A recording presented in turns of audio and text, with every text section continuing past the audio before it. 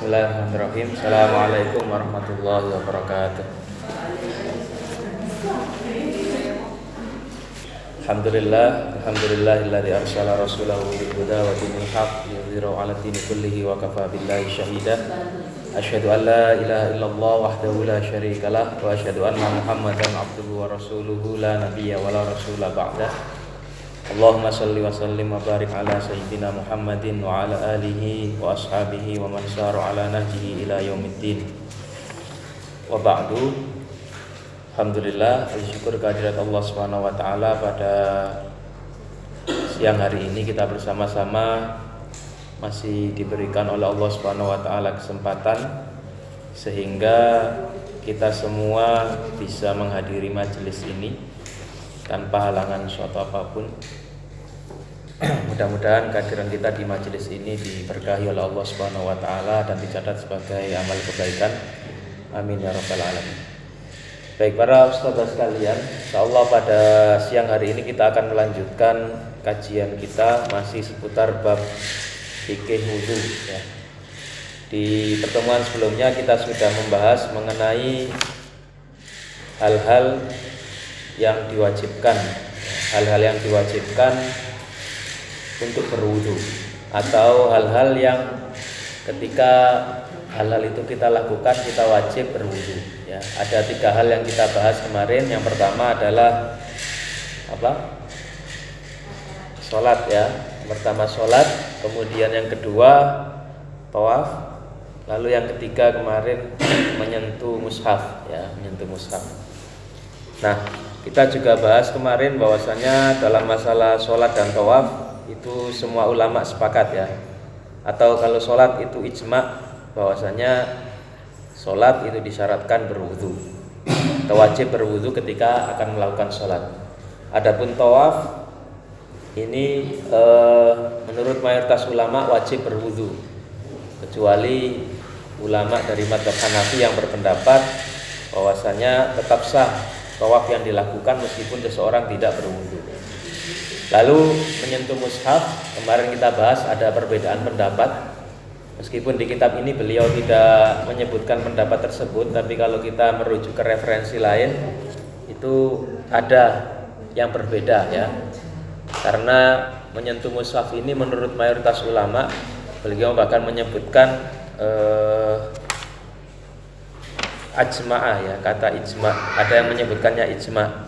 Tapi ada beberapa ulama yang berbeda pendapat bahwasanya menyentuh mushaf itu ada yang berpendapat tidak wajib berwudu atau dibolehkan tidak berwudu ketika menyentuh mushaf. Nah, kita akan melanjutkan pembahasan kita. Tetapi sebelum itu, karena menyentuh mushaf ini erat kaitannya dengan aktivitas yang kita lakukan sehari-hari, jadi mungkin kita bahas agak sedikit detail ya.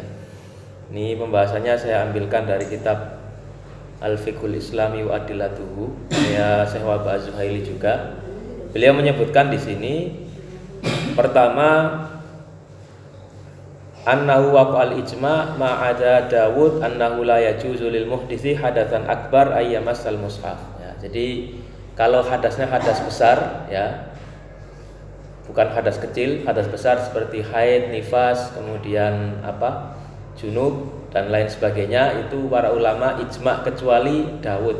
Dawud itu maksudnya adalah Dawud Adh-Dhahiri. Jadi salah seorang ulama, imam dari mazhab Dhahiri, itu berpendapat bahwa menyentuh mushaf itu dibolehkan bagi orang yang junub, sedangkan seluruh ulama yang lain ya ijma' sepakat tidak dibolehkan. Kemudian untuk hadas kecil, wa ammal muhditsu hadatsan asghara falam tadullul adillatu qat'an ala man'ihi min masil qur'ani lakinna aktsarul fuqaha ala annahu la yajuzu lahu. Nah, tapi kalau hadas kecil ya seperti buang air kecil, buang air besar ya, kemudian buang angin, itu di sini beliau menyebutkan tidak ada dalil yang qat'i ya, tidak ada dalil yang qat'i berarti tidak ada dalil yang secara tegas menyebutkan atau melarang seseorang untuk menyentuh mushaf. Nah, kemarin sudah kita bahas ya, perbedaan pendapat di kalangan para ulama, bahwasanya dalil yang digunakan oleh mayoritas ulama adalah surat Al-Waqiah ayat ke-79, la yamassuhu illal mutahharun. Nah, ini menurut para ulama, mayoritas ulama menafsiri bahwa yang dimaksud dengan mutahharun ini adalah meskipun maknanya malaikat, tetapi dari ayat ini bisa diambil kita diperintahkan untuk mengikuti para malaikat ya. Lalu para ulama juga berdalil la yamassul qur'ana illa thahirun. Ada hadis yang sangat jelas sekali ya, la yamassul qur'ana illa thahirun. Tapi beliau menjelaskan di sini bahwa para ulama dari madzhab Thahiri menafsiri kata mutahharun itu malaikat, jadi bukan manusia. Kemudian hadis yang mengatakan atau yang menyebutkan la yamassul qur'ana illa thahirun, thahir di situ tidak diartikan orang yang suci dari hadas. Tapi thahir di situ diartikan oleh Dawud Al-Dhahiri sebagai suci secara secara maknawi. Berarti maksudnya di sini thahir itu adalah seorang muslim. Nah, sehingga beliau menafsiri hadis itu seperti itu. Jadi dari hadis ini menurut Imam Dawud Al-Dhahiri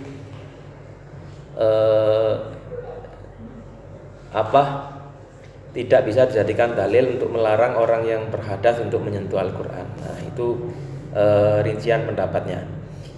Nah, kemudian beliau juga membahas di sini pembahasan lain ya, yang ada kaitannya dengan menyentuh Al-Quran, menyentuh mushaf.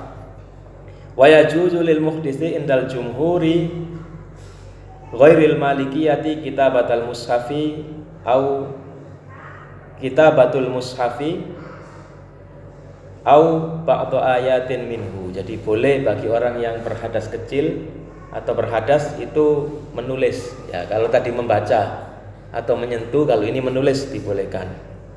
Wa illam yakun biqasdi ta'limi wa ta'allum, meskipun tidak bertujuan untuk belajar atau mengajar. Bisyarti alla yahmilahu al-katibul muhditsa au yamassahu asna'a kitabatihi wa illa haruma. Syaratnya tidak boleh membawa mushaf. Jadi misalnya menyalin dari Al-Qur'an itu dibolehkan. Nah, baik, kemudian bagaimana hukumnya dengan anak kecil? Nah, anak kecil itu kan belum mukallaf ya. Jadi dia itu kan tidak wajib sholat, belum wajib sholat ya, belum wajib melakukan kewajiban-kewajiban yang lain. Bagaimana hukumnya ketika menyentuh mushaf? Apakah sama dengan orang dewasa? Beliau menyebutkan di sini wa yajuzu indal jumhuri ghairil hanabilati lissibyani kitabatal qur'ani wa massahu au kitabatul qur'ani wa massuhu biqasdi ta'limi wa ta'allumi lidh-dharurati awil hajati wa daf'an lil masyaqqati. Nah, boleh menurut jumhur ulama selain mazhab Hambali bagi anak kecil menulis Al-Qur'an, juga menyentuhnya biqasdi ta'lim. Nah, kalau tujuannya adalah dalam rangka ta'lim. Ta'lim itu artinya belajar ya. Wa ta'allum. Because di taklim itu bukan belajar, mengajar ya, taklimun mengajar. Kalau tujuannya untuk mengajar, wa ta'allum, because di taklim wa ta'allum itu satu kata ya. Jadi kalau tujuannya adalah belajar mengajar.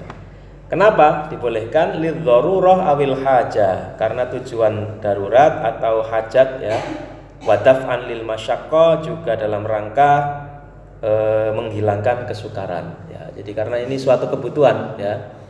Karena kalau anak kecil diperlakukan hukum seperti orang dewasa nanti kesulitan ya. Karena mereka juga statusnya bukan mukallaf. Jadi ketika melakukan suatu perbuatan dosa itu belum tercatat. Kecuali kalau perbuatannya itu merugikan orang lain. Nah, itu wajib mengganti ya. Misalnya ada anak kecil main sepak bola memecahkan kaca tetangga. Nah, itu berarti yang wajib mengganti adalah walinya. Tapi kalau kewajiban-kewajiban yang sifatnya diniyah seperti sholat, zakat dan lain sebagainya, itu kalau mereka tidak melakukan itu tidak berdosa. Tapi kalau mereka melakukan mendapatkan pahala ya, jadi tetap sah. Nah, itu untuk anak kecil. Jadi hukumnya dibedakan antara anak kecil dan orang dewasa menurut mayoritas ulama kecuali mazhab Hambali. Lalu terakhir, wa ajazal malikiyatu lil haidhi wan nufasa qiraatal qur'ani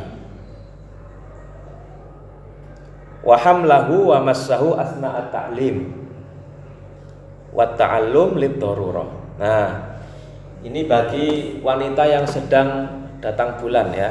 Wanita yang sedang haid atau nifas itu menurut mazhab Maliki dibolehkan pertama membaca dibolehkan, membawa Al-Qur'an juga dibolehkan, menyentuh Al-Qur'an juga dibolehkan, asna'at ta'lim wa ta'allum ya, ketika ta'lim dan ta'allum. Ta'lim itu berarti ketika proses belajar mengajar. Itu menurut mazhab Maliki dibolehkan. Lid darurah karena alasan darurat. Kama ajazu lahumal qiraatu kama ajazu lahumal qiraata fi ghairi halit ta'allumi idza kana yasiran ka ayatil kursi wal ikhlas wal muawwidzatain wa ayatir ruqyah lit tadawi bi qasdil istisfa bil Qur'an. Ya, selain belajar mengajar, mereka para ulama dari mazhab Malik ini juga membolehkan bagi wanita haid dan nifas itu membaca Al-Qur'an jika yang dibaca itu hanya ayat-ayat singkat ya, tidak banyak, seperti ayat kursi, kemudian surat Al-Ikhlas, muawwidzatain itu surat apa? Ya, Al-Falaq dan An-Nas. Kemudian ayat-ayat ruqyah ya, lit tadawi, tujuannya untuk berobat, biqasdil istisfa bil Quran, dengan tujuan menjadikan Al-Quran sebagai obat. Nah, jadi itu kurang lebih sedikit pembahasan mengenai masalah hukum menyentuh mushaf ya dalam kondisi-kondisi tertentu. Jadi intinya dibolehkan kalau tujuannya adalah untuk proses belajar mengajar, bahkan wanita haid dan nifas juga masih dibolehkan menurut mazhab Maliki ya. Baik, kita lanjutkan.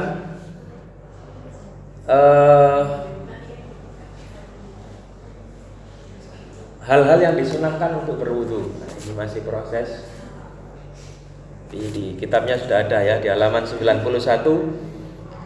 Wa yustahabbul wudu'u lima ya'ti. Disunahkan berwudu untuk beberapa hal ini. Awalan, qiraatul Qur'ani. Membaca Al-Qur'an. Wal ishtighali bil ulumi syar'iyyati. Wa massi kutubiha ihtiraman laha wa inayatan bisya'niha. Pertama, membaca Al-Qur'an. Kalau tadi kan menyentuh ya, kalau menyentuh ada khilafiyah, tapi kalau membaca di sini berarti membaca tanpa menyentuh. Nah, membaca tanpa menyentuh yang dimaksud di sini. Jadi membaca Al-Qur'an. Kemudian al-istighal bil ulumi syar'iyyah. Menyibukkan diri dengan ilmu-ilmu syar'i. Maksudnya mempelajari ilmu syar'i. Nah, seperti kita sekarang sebenarnya disunahkan berwudu ini tadi. Ini saya juga nggak tahu sudah batal atau belum. Tadi sudah wudu untuk sholat. Wa massu kutubiyah, menyentuh kitab-kitabnya ya, kitab-kitab ilmu syar'i ya. Jadi kitab-kitab yang di situ ada pembahasan ilmu-ilmu syar'i, kitab fikih, kitab hadis, tafsir dan lain sebagainya ya. Kenapa disunahkan? Ikhtiraman laha wa inayatan bisya'niha, dalam rangka menghormati dan memperhatikan masalah ini. Jadi perhatian, bentuk perhatian kita terhadap penghormatan terhadap ilmu-ilmu syar'i itu disunahkan berwudu. Lalu yang kedua, wali dzikrillahi ta'ala, juga ketika ingin berzikir kepada Allah Ta'ala, amalan bihaditsil Muhajir bin Kunfud inda Ahmad wa Ibnu Majah, berdasarkan hadis Muhajir bin Kunfud dari Ahmad dan Ibnu Majah. Jadi ketika berzikir juga disunahkan ya, itu yang pertama. Kemudian yang kedua, likulli sholatin walau ma'a wujudi wudu'in akhara. Dianjurkan berwudu untuk setiap sholat, untuk setiap sholat, walau ma'a wujudi wudu'in akhar, meskipun sudah berwudu.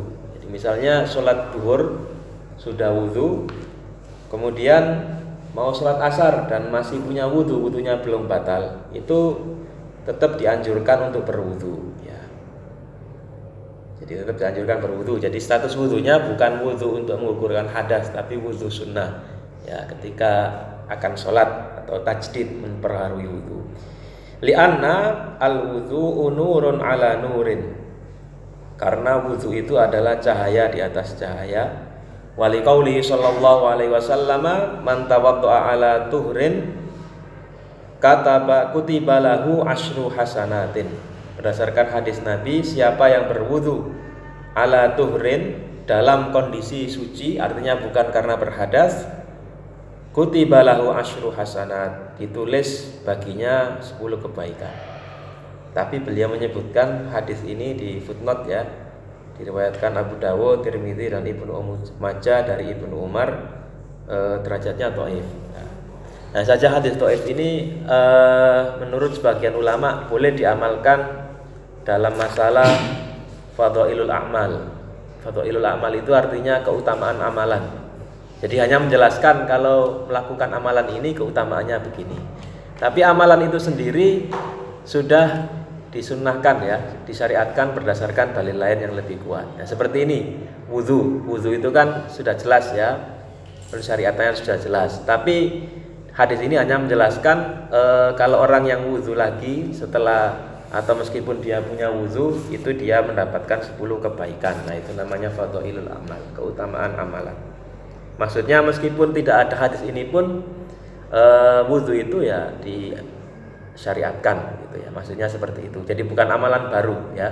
Bukan amalan baru, tapi hanya menjelaskan keutamaan amalan tertentu.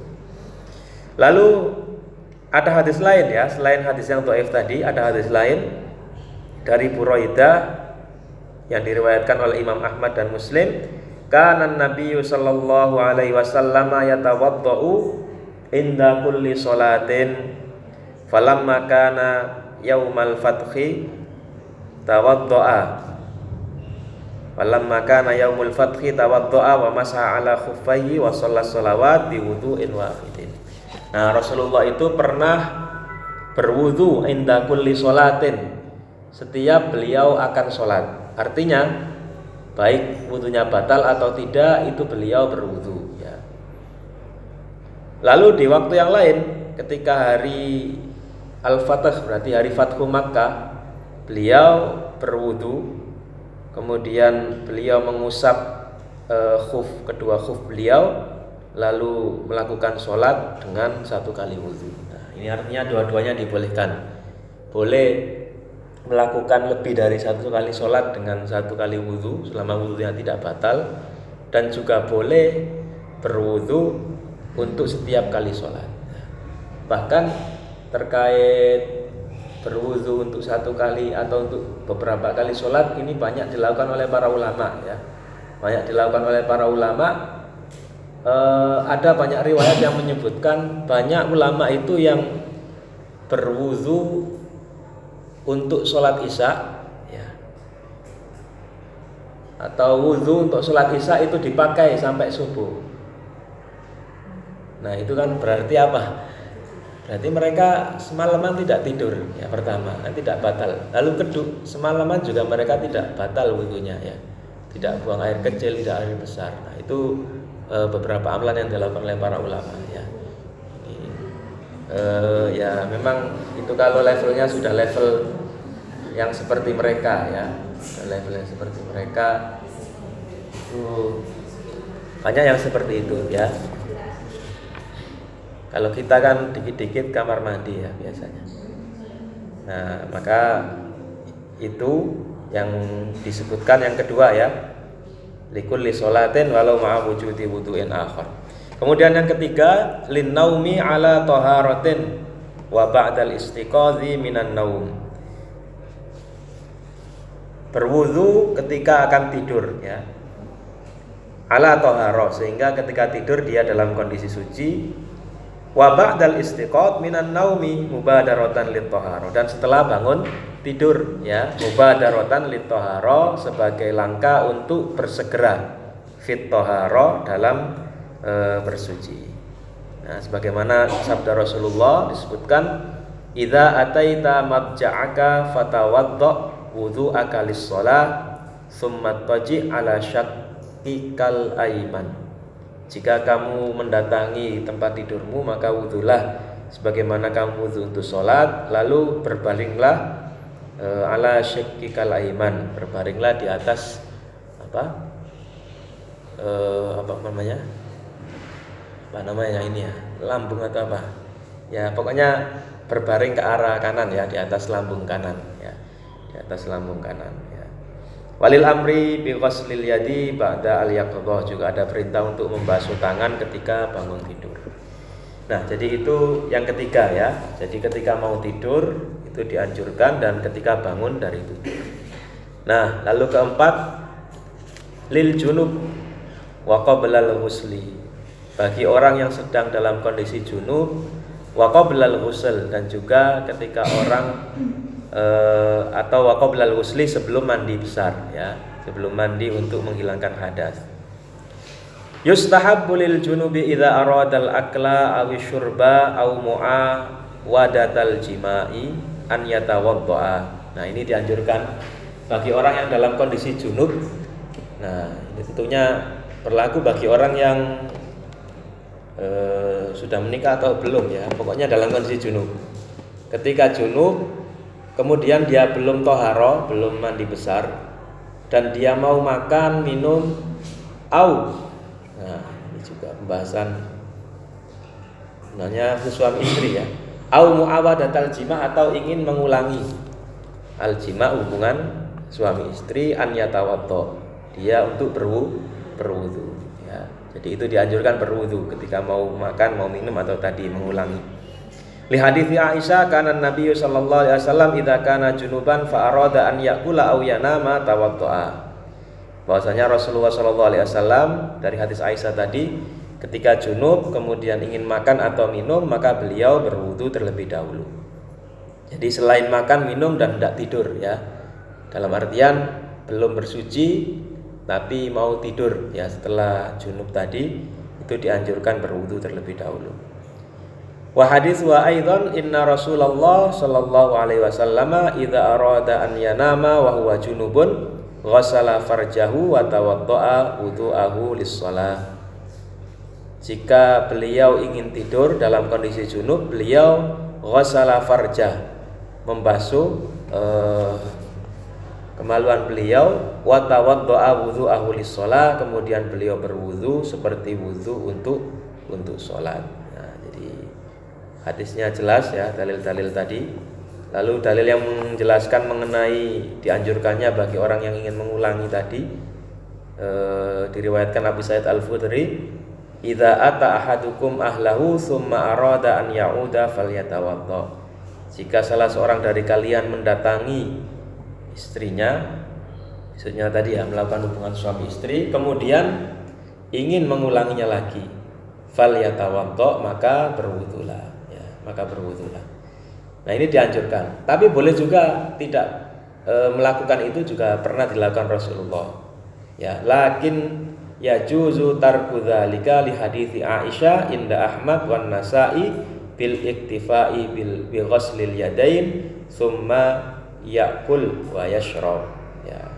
Jadi ada hadis lain yang menjelaskan bahwa Rasulullah pernah tidak melakukan hal itu ya. Jadi cukup mencuci tangan kemudian makan atau minum.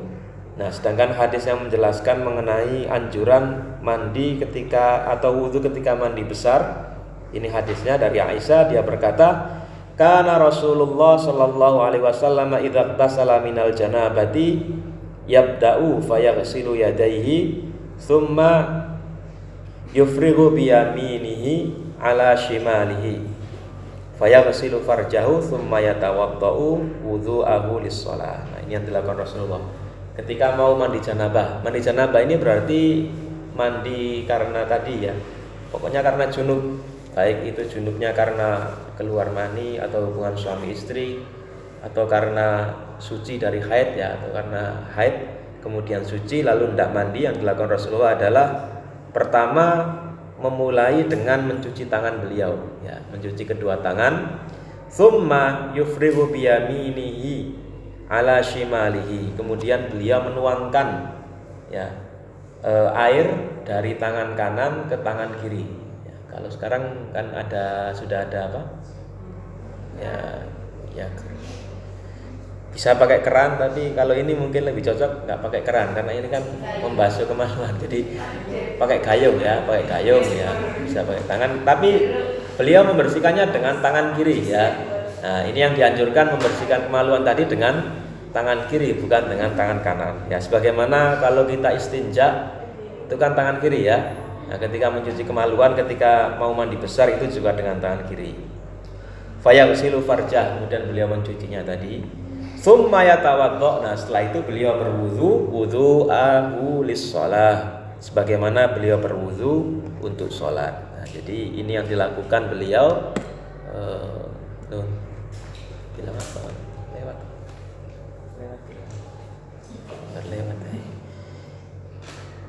Beliau berwudu sebelum mandi besar. Nah, jadi itu yang keempat ya. Kemudian berikutnya yang kelima, ba'da sauratil ghadab. Nah, ini juga dianjurkan ketika sauratil ghadab, ketika muncul kemarahan, ya, ketika muncul api amarah, mungkin seperti itu lebih cocok ya. Li'annal wudhu'a yudfi'ahu au yudfi'uhu, karena wudhu itu bisa meredam api kemarahan. Jadi orang yang marah itu kan panas ya, dalam dirinya, dalam jiwanya itu panas. Sebagaimana diriwayatkan Imam Ahmad, fa idza ghadiba ahadukum falyatawaddo. Jika ada orang yang marah, ya, maka berwudulah. Jadi tujuan wudu di sini untuk meredam kemarahan ya. Jadi ketika muncul amarah, muncul emosi, nah, untuk meredamnya dianjurkan berwudu ya. Ini penting kita lakukan, meskipun tidak semua orang bisa melakukan ini ya. Ya, tergantung masalahnya juga kenapa dia marah. Baik, kemudian yang keenam, lil adzan wal iqamah wa ilqa'il khutbah. Ketika Anda adzan, kemudian iqamat, lalu ketika menyampaikan khutbah, wa ziyaratin Nabi sallallahu alaihi wasallam, ketika berziarah kepada Nabi sallallahu alaihi wasallam. Berarti ke mana? Masjid Nabawi ya. Nah, situ ada kuburan Rasulullah. Wal wuqufi bi Arafah, ketika wukuf di Arafah. Was-sa'yi bainas Safa wal Marwa, kemudian sa'i antara Safa dan Marwa. Li'annaha fi amakinil ibadah, karena semua itu ya, ziarah kepada Rasulullah, wukuf, kemudian sa'i itu di tempat-tempat ibadah. Jadi dianjurkan kita dalam kondisi suci. Kemudian yang ketujuh, ba'da irtikabi khati'atin min ghibatin wa kadzibin wa namimatin wa nahwiha. Setelah melakukan perbuatan dosa. Contohnya apa? Riba. Ya, jadi setelah ngerasani supaya apa? Suci, maka berwudu dulu. Supaya tobat. Nah, kan kalau di hadis dulu pernah kita bahas ya, bahwa orang berwudu itu dosa-dosanya rontok dari anggota tubuhnya. Ketika setelah berkumur-kumur ya dosanya keluar. Wa kadzib, berbohong. Wa namimah, namimah itu apa? Mengadu domba. Wa nahwiha, dan yang selainnya ya. Bahkan ini beliau menyebutkan termasuk salah satu sunnah ya. Bahkan ada ulama yang berpendapat kalau ada orang wudu dan melakukan perbuatan dosa itu wudunya batal katanya. Nah, ada salah satu pendapat seperti itu. Tapi beliau di sini menyebutkan tidak termasuk suatu yang wajib, tapi disunahkan ya. Dalilnya apa? Dari surat Hud ayat 114, innal hasanati yudhibnas sayyiat. Sesungguhnya keburukan atau kebaikan ya, yudhibnas sayyiat, itu bisa menghilangkan keburukan. Kemudian yang kedelapan, ba'da qahqahatin kharijas shalah. Setelah tertawa terbahak-bahak, kharijas shalah, di luar sholat. Nah, kalau yang kemarin yang kita bahas yang terjadi perbedaan pendapat itu kan ketika di dalam sholat apakah wudhunya batal atau tidak. Nah ini di luar sholat ya. Jadi di luar sholat ketika tertawa terbahak-bahak setelah wudhu itu dianjurkan untuk berwudhu ya. Dianjurkan berwudhu kembali.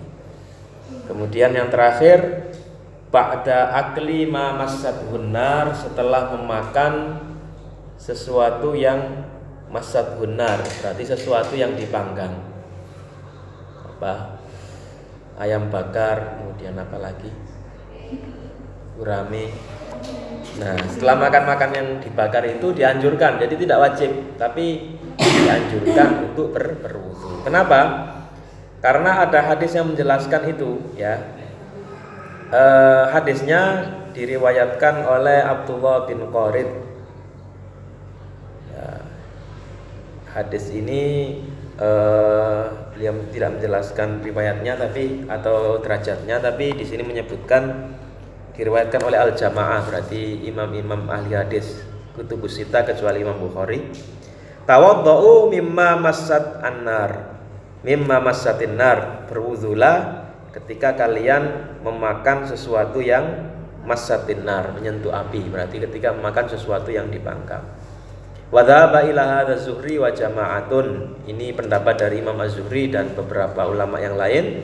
Wa yu'ayyiduhu haditsu Aisyata, ada hadis lain dari Aisyah, ma tarakan nabiyyu sallallahu alaihi wasallam al-wudhu'a mimma massatin naru hatta qubidha. Rasulullah sallallahu alaihi wasallam itu tidak pernah meninggalkan wudu. Tadi setelah atau selalu wudu setiap kali beliau memakan makanan yang dibakar tadi. Wa yu'ariduhu haditsu Jabirin wa ghairuhu inda Abi Dawud wan Nasa'i. Nah, tapi ada hadis lain. Kalau tadi perintah untuk berwudu, kemudian perbuatan Rasulullah, ternyata ada hadis lain dari Jabir menurut riwayat Abu Dawud dan An-Nasa'i, kana akhirul amrayni min Rasulillah sallallahu alaihi wasallam tarkul wudu'i mimma massatin nar. Jadi keputusan terakhir ya, perintah terakhir dari Rasulullah sallallahu alaihi wasallam adalah tarkul wudu. Tarkul wudu berarti meninggalkan wudu, artinya tidak berwudu mimma massatin nar, ketika memakan makanan yang dipanggang.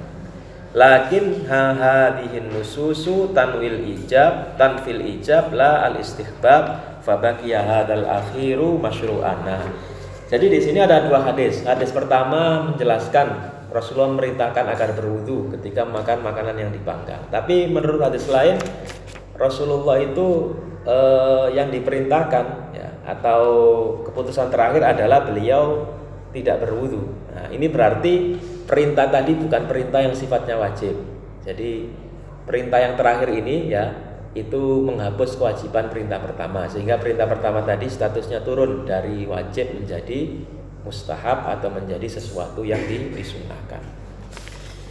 Baik, jadi itu pembahasan kita di siang hari ini mengenai hal-hal yang membatalkan wudu atau bukan ya, hal-hal yang disunnahkan untuk berwudu ya. Jadi yang pertama membaca Al-Quran, kemudian memperbarui wudu setiap sholat, lalu sebelum tidur dan sesudah tidur, kemudian ketika kondisi junub dan ingin makan, minum, mengulangi jima atau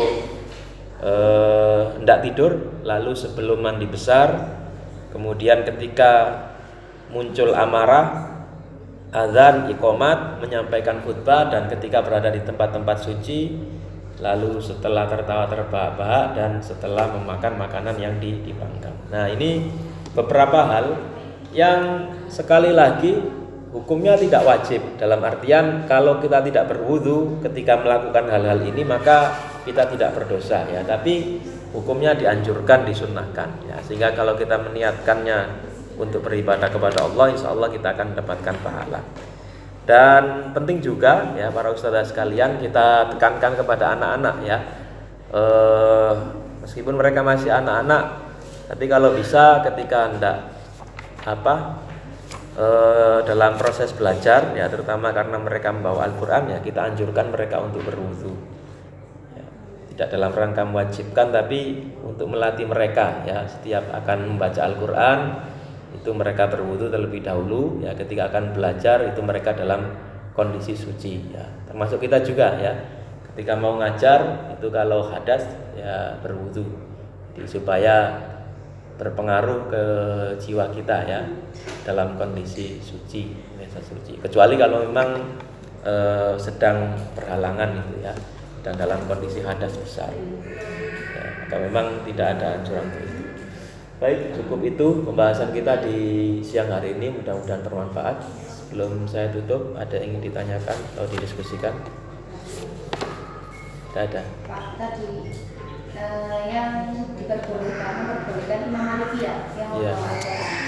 Itu yang membawa Al-Quran itu mushaf biasa atau mushaf yang ada banyak artinya? Oh, itu mushaf biasa. Jadi yang dibahas di sini itu mushaf biasa. Nah, kalau mushaf yang ada artinya atau bukan mushaf murni itu ada pembahasan tersendiri.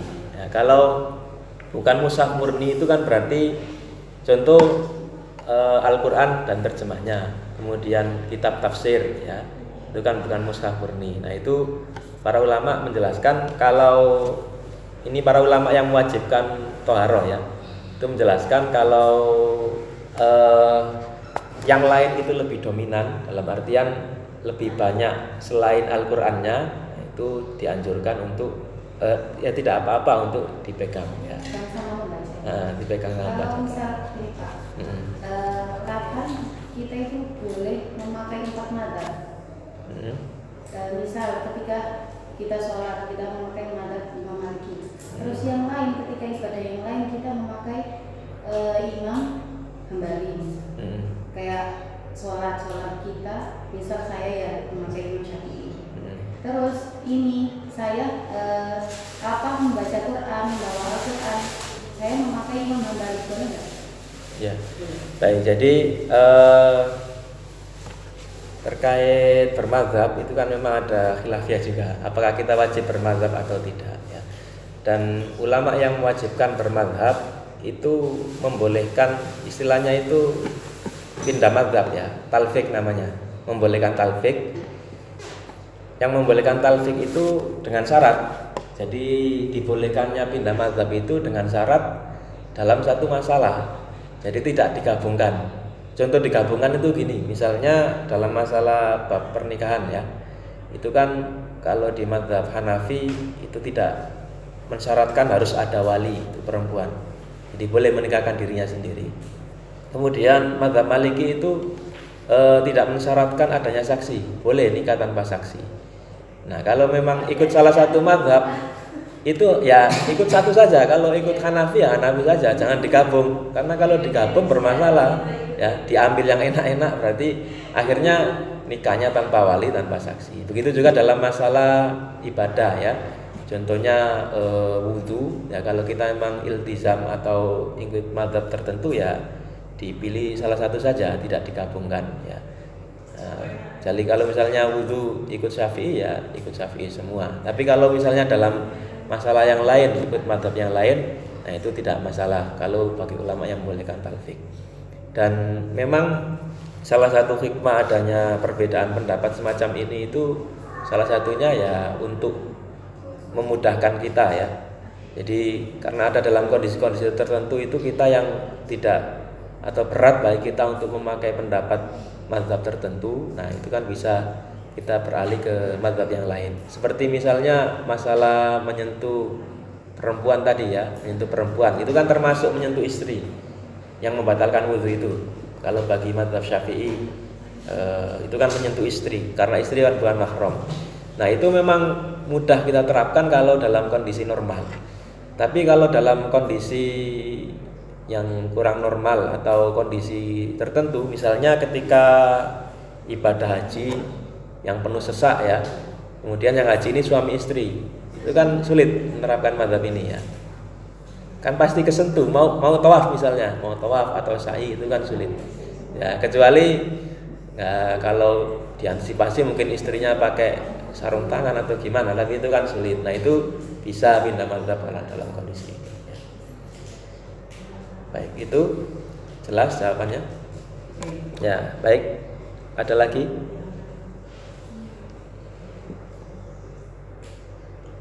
Cukup? Cukup ya. Baik, kita cukupkan pembahasan kita di siang hari ini. Mudah-mudahan apa yang kita bahas bermanfaat dan kehadiran kita di sini dicatat oleh Allah sebagai amal soleh dan amal kebaikan. Kita akhiri dengan doa kafaratul majlis. Subhanakallahumma bihamdika asyhadu an la ilaha illa anta astaghfiruka wa atubu ilaik. Wa manfa'na bima 'allamtana wa 'allimna ma yanfa'una warzuqna ilman yanfa'una. Rabbana la tuzigh qulubana ba'da idh hadaitana wa hab lana min ladunka rahmah innaka antal wahhab. Sallallahu alaihi Muhammad. Assalamualaikum warahmatullahi wabarakatuh.